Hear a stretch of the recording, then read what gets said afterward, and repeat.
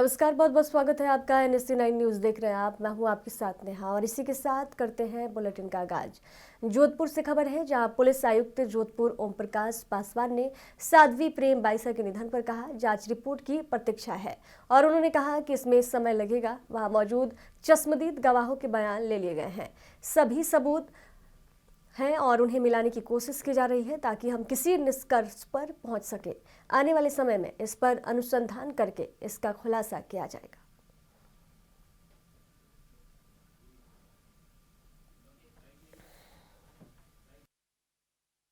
FSL की जांच report का वेट है और उन्होंने कहा है कि इसमें कुछ समय लगेगा, परंतु उसके बीच में जो टेक्निकल एनालिसिस है, वहां पे जो आई विटनेसेस मौजूद थे, उनके साथ पूछताछ और उनके बयान लेना और उनके सोशल मीडिया को खंगालना, जिसमें वो हॉस्पिटल में गई थी, उस समय वहां पे जो उनके ब्रदर्स हैं उनको संकलित करना, उनसे चर्चा करना, ये सारी कार्रवाइयां की जा रही हैं और सारे जो एविडेंस हैं, सर्कमस्टेंशियल एविडेंस हैं, उनको मिलाने की कोशिश की जा रही है जिससे कि हम किसी निष्कर्ष पर पहुंच पाए।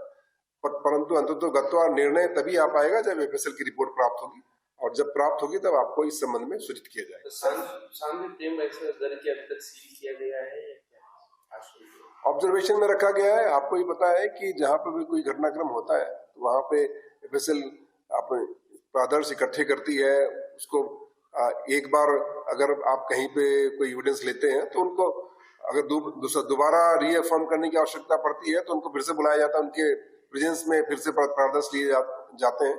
तो जब भी वहां से कोई ब्रदर्स लिए गए हैं, वो जो घर वालों की उपस्थिति में लिए गए हैं, उनकी वीडियोग्राफी भी कराई गई है और सुपरविजन में रखा गया है, उन्हीं के सुपरविजन में रखा गया है। परंतु पुलिस की पैनी नजर है और हम हर एक घटनाक्रम पे नजर रखे हुए हैं। आने वाले समय में निष्पक्ष अनुसंधान। हल्द्वानी में तहसील दिवस के मौके पर फरियाद लेकर आए बनभुलपुर पार्षद शकील सलमानी ने अधिकारियों के तहसील दिवस से नदारद रहने की शिकायत की है। फरियादियों के साथ तहसील दिवस में पहुंची शकील सलमानी ने कहा, हर महीने के पहले मंगलवार को तहसील दिवस इस वजह से लगाया जाता है जिसमें फरियादियों की समस्या सुनी जाए, लेकिन हल्द्वानी तहसील में ज्यादातर अधिकारी तहसील दिवस में नहीं पहुंच रहे हैं। वहीं तहसीलदार कुलदीप पांडे ने कहा, तहसील दिवस पर आई सभी समस्याओं का मौके पर निस्तारण किया गया है। जो विभागों को हस्तांतरित करने वाली समस्याएं हैं उनके तत्काल हस्तांतरित किया गया है।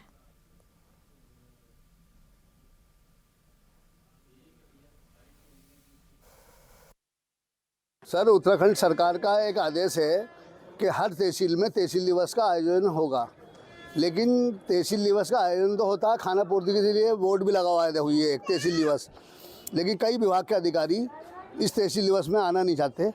हम उनके ऑफिसों में जाते हैं, वो ऑफिसों में नहीं मिलते।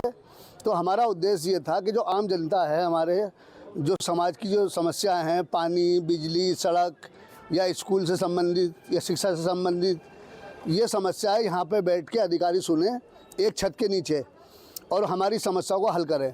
लेकिन निराशा की बात यह है कि समाज कल्याण विभाग है वो पता नहीं, बिजली विभाग वालों का वो तो आए थे साथ, पुलिस विभाग का पता नहीं, तहसील के भी पटवारी उटवारी कोई एक नहीं मिलेगा आपको। तो हम ही चाहते हैं कि तहसील दिवस में जो अधिकारी नहीं आते।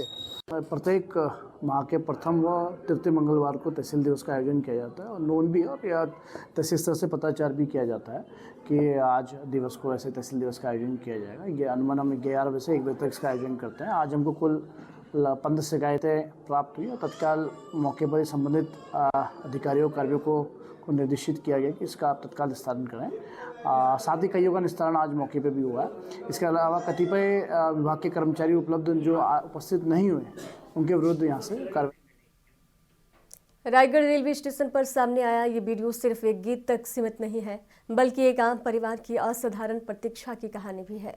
छत्तीसगढ़ी सिंगर अनुराग शर्मा का मशहूर गीत कब ते निकलबे रे चंदा जब एक महिला ने बेहद मधुर और भावपूर्ण अंदाज में गाया तो स्टेशन पर मौजूद लोग रुककर सुनने को मजबूर हो गए। ये खूबसूरत पल की प्रतिभा रायगढ़ रेलवे स्टेशन पर देखने को मिली। उन्होंने इस गीत का वीडियो अपने मोबाइल में रिकॉर्ड किया, जो देखते ही देखते सोशल मीडिया पर वायरल हो गया है। खास बात यह है कि महिला शादीशुदा है और इनके पति रिक्शा चलाकर परिवार का भरण पोषण करते हैं। साधारण जीवन यापन वाली इस महिला की असाधारण गायकी ने साबित कर दिया कि प्रतिभा किसी मंच या पहचान की मोहताज नहीं होती। आज ये वीडियो न सिर्फ छत्तीसगढ़ बल्कि देश भर में लोगों के दिलों को छू रहा है और छत्तीसगढ़ी लोकगीतों की मिठास को नई पहचान दिला रहा है।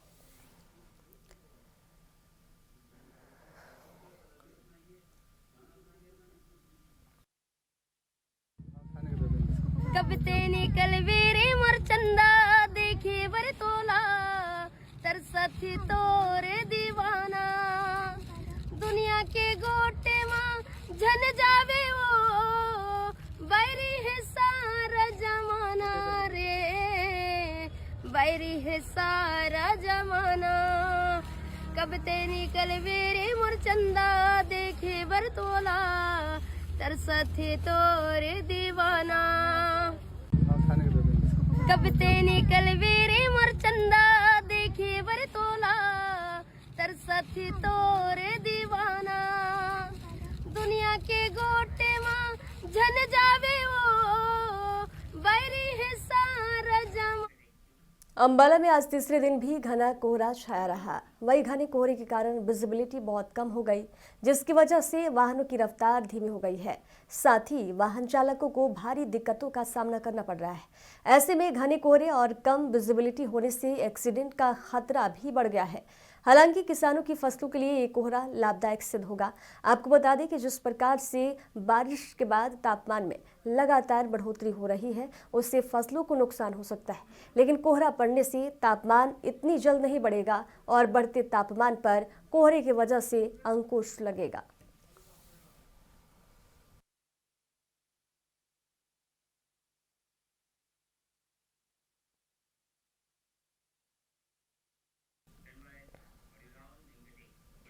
हरियाणा भर में पटवारियों की हड़ताल तीसरे दिन प्रवेश कर गई है। शुक्रवार से शुरू हुई इस हड़ताल के दौरान शनिवार रविवार छुट्टी होने से प्रदर्शन नहीं हुए, लेकिन कैथल के लघु सचिवालय में पटवारियों ने जोरदार धरना किया। इससे तहसील के कामकाज बुरी तरह प्रभावित हो गए। पटवारियों का कहना है कि बाढ़ प्रभावित इलाकों में गिरदावरी के दौरान 6 पटवारियों को काम में कोताही के आरोप में निलंबित कर दिया गया है। उनका तर्क है कि 6 से 7 फीट पानी भरे खेतों की फोटो हर एंगल से एक जैसे ही आ जाती है, क्योंकि सिर्फ पानी दिखाई देता था। ये तकनीकी त्रुटि मात्र थी। बाढ़ग्रस्त क्षेत्रों में जान जोखिम में डालकर 15 दिनों के दबाव में गिरदावरी पूरी की, लेकिन इनाम के रूप में सस्पेंशन मिला। इससे पटवारी वर्ग में भारी रोष है।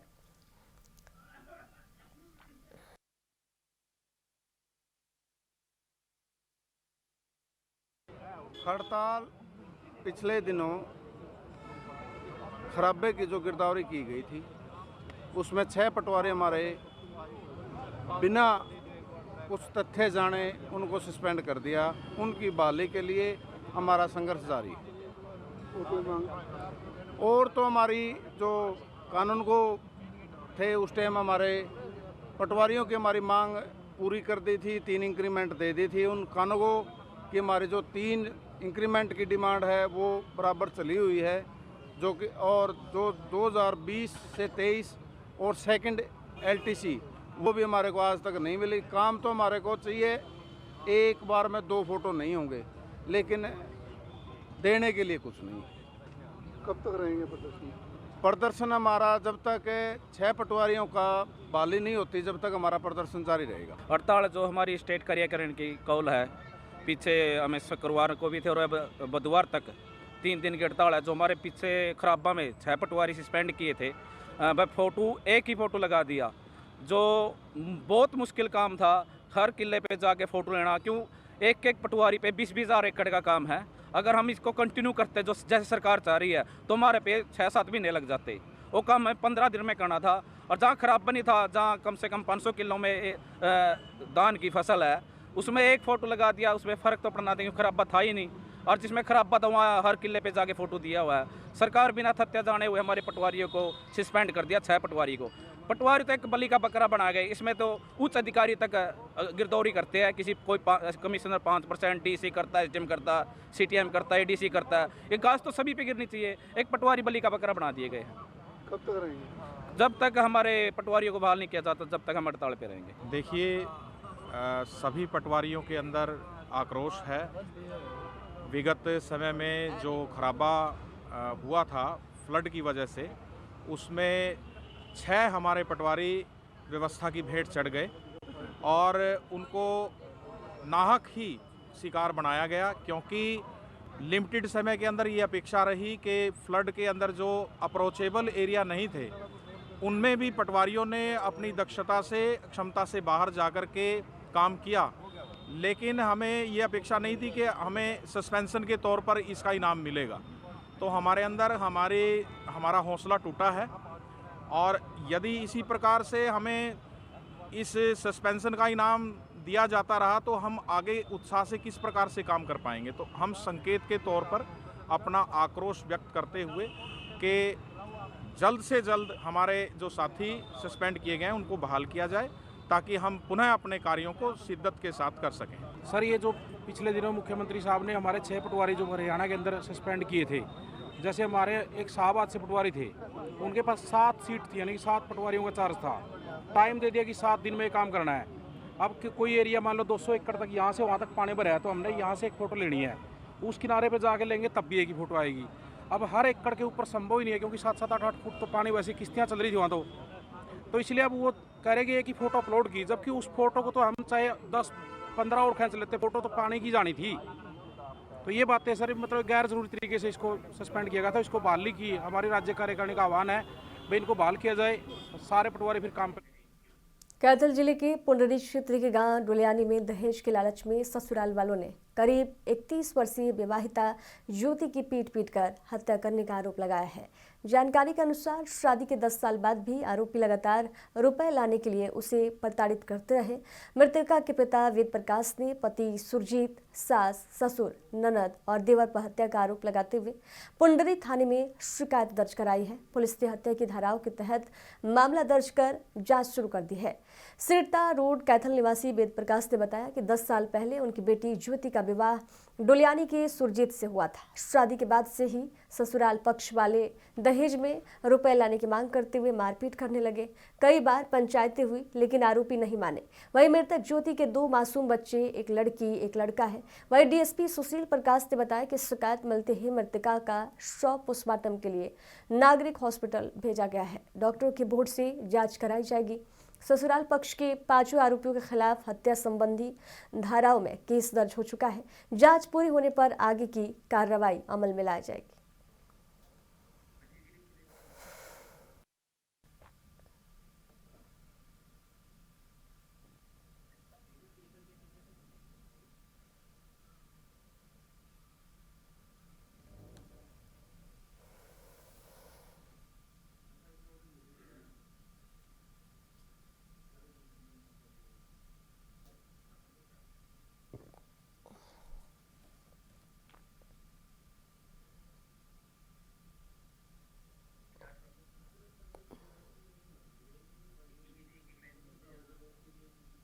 तो ये सीसीटीवी फुटेज देख पा रहे हैं, ये दहेज के मामले में एक बहू की हत्या की गई है।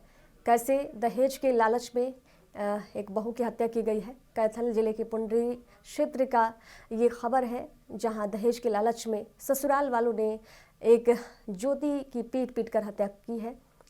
जानकारी के अनुसार शादी के 10 साल बाद उसे दहेज के लिए प्रताड़ित किया जा रहा था। उसके पिता वेद प्रकाश ने पति पर, सास पर, ससुर, ननद और देवर पर हत्या का आरोप लगाया है और इस मामले का पुंडरी थाने में शिकायत भी दर्ज करवाया गया है। पुलिस अब इस पूरे मामले की जांच पड़ताल कर रही है।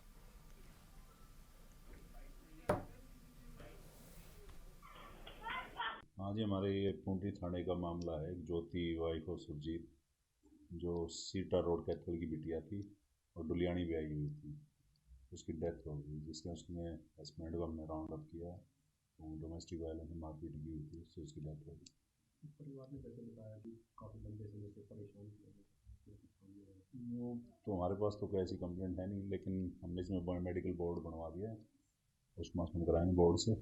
कितने साल पहले शादी हुई थी? 10 से 11 साल पहले शादी हुई थी। 2 बच्चे, एक लड़का लड़की। क्या नाम है किसका? इसका ज्योति नाम है, उम्र तो उसकी 30-32 साल के आसपास होगी।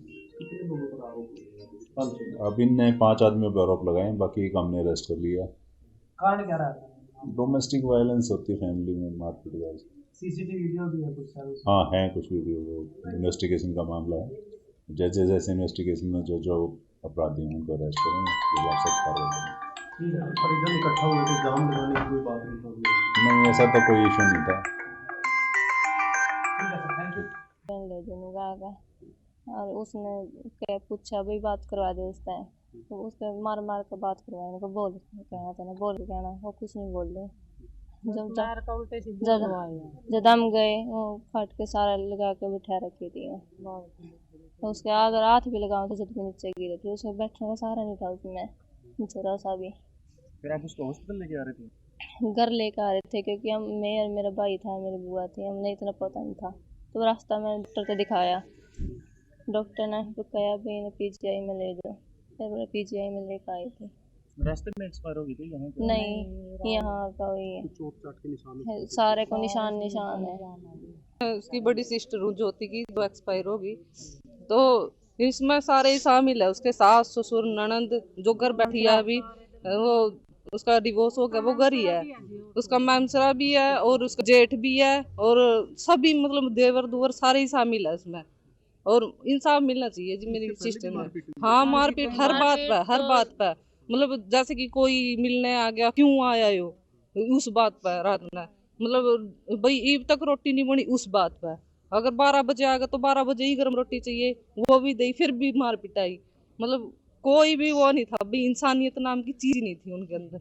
हर बार का यही काम था उनका। फिर भी मेरे मम्मी पापा नु सोचते भाई चल कोई बात नहीं, पैसे भी मांगे भाई, पैसे लेके आए, इतने करता है, मेरा काम नहीं चल रहा, मैंने पैसे चाहिए 10 एक दिन ही हुई है, ये भी 20,000 दिए थे उन तक, बस 10 दिन बाद तो यही खबर आई है, अब लेके जाओ।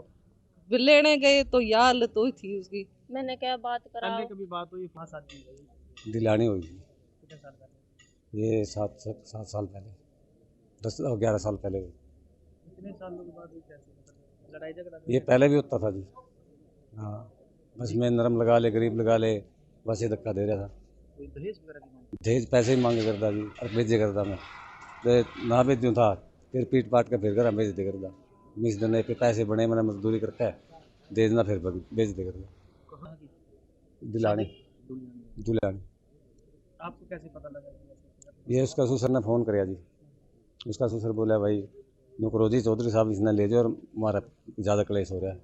जब पहला भी होएगा तो मैंने पता है, क्लेश तो रोज़ था, रोज़ मारे पिट्टे कर दे। मैंने सोचा मैंने एक लड़का मेरी लड़की भेज दिए, मैं लिया भाई मेरा हाथ टूट रहा, मेरे पे ना बाइक चल रहा था मिठे का।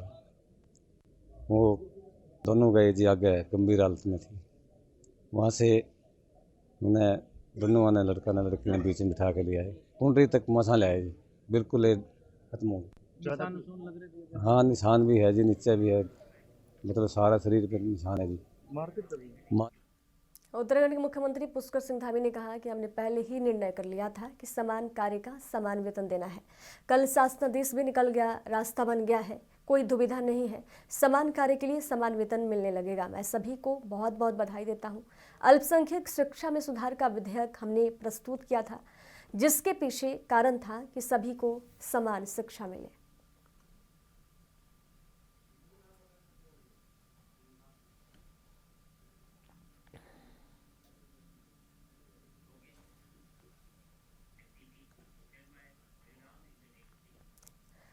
देहरादून से खबर है, जहां मुख्यमंत्री पुष्कर सिंह धामी ने राज्य सचिवालय में एक समीक्षा बैठक में हिस्सा लिया, जिसमें स्किल डेवलपमेंट अब तक हुई प्रगति का जायजा लिया गया और स्किल युवाओं के लिए आगे के लिंकेज पर चर्चा की गई। साथ ही अधिकारियों को आवश्यक दिशा निर्देश दिए।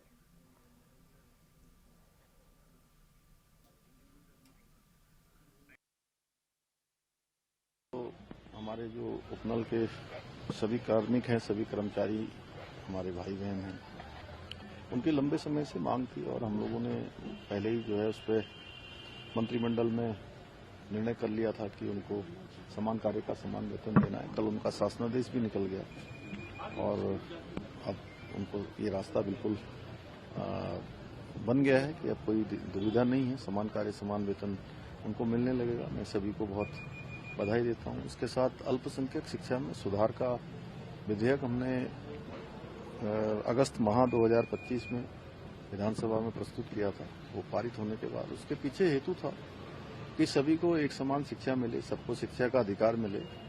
और जो पहले से मदरसा बोर्ड था उसमें चूंकि जो राज्य का हमारा शिक्षा बोर्ड था, उस शिक्षा बोर्ड के द्वारा जो निर्धारित पाठ्यक्रम था वो पाठ्यक्रम नहीं पढ़ाया जाता था। बच्चों को आधुनिक शिक्षा से जोड़ना है, सबको शिक्षा का अधिकार देना है। आदरणीय प्रधानमंत्री जी के नेतृत्व में हर बच्चे को शिक्षा मिले, वो भविष्य में राष्ट्र के काम आए, देश के काम आए, समाज के काम आए, उस दिशा में उसको आधुनिक शिक्षा मिलनी चाहिए। न कि बहुत पुरानी कट्टरवादी मानसिकता की शिक्षा, कबीलाई मानसिकता की शिक्षा, 500 वर्ष पुरानी जो ऐसी शिक्षा है जिससे उनका भविष्य का निर्माण नहीं हो सकता, तो उनको समाप्त किया है। मदरसा बोर्ड समाप्त करने का निर्णय लिया है 1 जुलाई 2026 के बाद। और इसमें अन्य जो अल्पसंख्यक वर्ग में अन्य लोग भी आते हैं, चाहे सिख हों, जैन हों, बौद्ध हों, पारसी हों, ईसाई हों, बौद्ध हों, उन सभी को भी इसके अंतर्गत लाया है। हमारा इसके पीछे ध्येय है कि अब एकीकृत शिक्षा हो जाए, एक जगह पर सब लोग आ जाएं और सभी को इसका लाभ मिलना चाहिए। तो उस उद्देश्य से और देवभूमि में शिक्षा के मंदिर स्थापित होने चाहिए जो संस्कार दें, बच्चों को गुणवान बनाएं, बच्चों को भविष्य के लिए तैयार करें। देश और राष्ट्र में, दुनिया में जो है हमारे बच्चे जाएं। खबरों के सफर में दीजिए जाने की इजाजत। देखते रहिए NSC 9 न्यूज। नमस्कार।